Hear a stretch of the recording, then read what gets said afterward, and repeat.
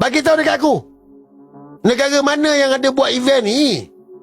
Setahu aku tak ada. Kita je buat. Sebab apa? Sebab nak angkat Anwar Ibrahim. Itu je. Kena faham, aku bukan marah pada peserta sumuk ni, tetapi pada Anwar tu, dia gunakan korang yang tak tahu apa ni.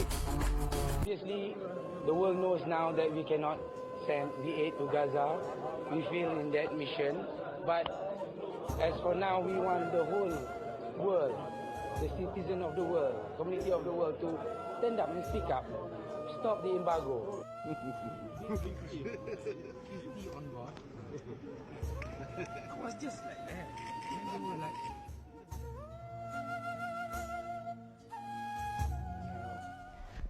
idea untuk menghantar satu armada kapal, menghantar barangan keperluan bagi penduduk di Gaza adalah cetusan idea daripada Yang Amat Bahagia Tun Dr. Mahathir Mohamad sendiri. Inilah perkara yang telah cuba dicetuskan oleh Tun Mahathir, dan alhamdulillah pada tahun 2010 itu kita telah berjaya mengumpulkan sejumlah 7 buah kapal.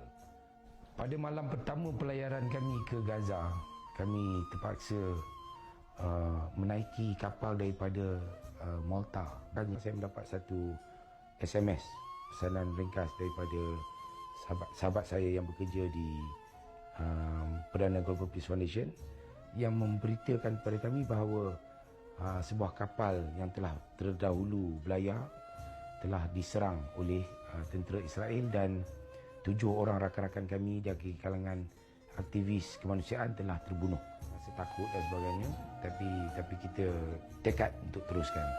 Waktu ditahan tu, bila komando dah mula naik ke atas kapal, yang